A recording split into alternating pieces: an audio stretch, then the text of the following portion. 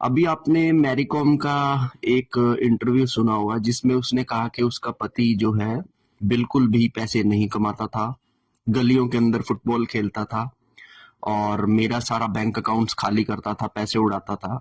और रिपीट में उसके पति ने एक वीडियो डाली कि वो दिल्ली के अंदर किराए के एक कमरे में रहता है जहां पर उसके पास सुख सुविधाओं के लिए भी साधन नहीं है। ठीक है।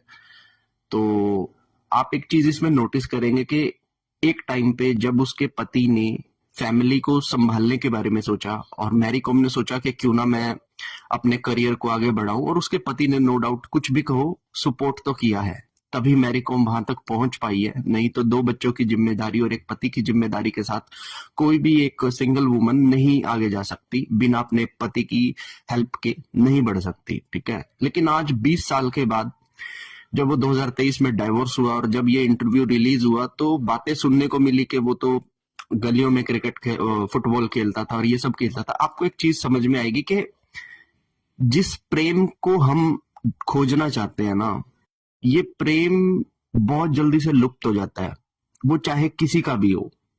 और ये सच्चाई है। मैं हमेशा से कहता हूं कि हमारा जो प्रेम भी किसी से अगर पड़ रहा है तो हमें 1 लाख लोगों में से प्रेम हमें उसी के साथ होगा जिसके साथ हमारे कार्मिक पेंडिंग हो गए।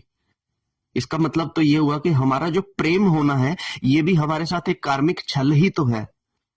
हमारे पास बहुत सारे ऑप्शंस होते हैं लेकिन हम चूज किसे करते हैं? जिसके साथ हमारा कार्मिक पेंडिंग हो। तो प्रेम छल है जो हमें फंसा रहा है। अब हम लोग किस सर्च में हैं? हम लोग यही देखते हैं कि हमें सही व्यक्ति मिले, सही व्यक्ति ना मिले। लेकिन अगर आपको सही व्यक्ति मिल भी गया तो वो प्रेम उस सही व्यक्ति में से एक दिन निकल जाएगा।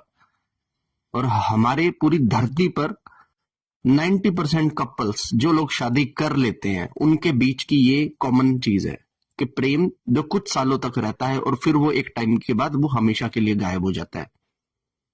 तो ये जो प्रेम है भैया, ये ऐसा ही प्रेम है। यहाँ पे स्टार्टिंग में आपको क्यूरियोसिटी आएगी, बाद में ये प्रेम ही गायब हो जाएगा। ये है प्रेम की सही सच्चाई।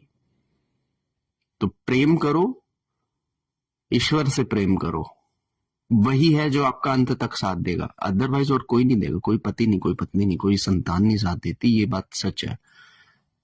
आपको क्या लगता है इस बारे में? मुझे कमेंट करके बताओ। आप भी तो रिलेशनशिप्स में रहे हो ना। हर हर महादेव।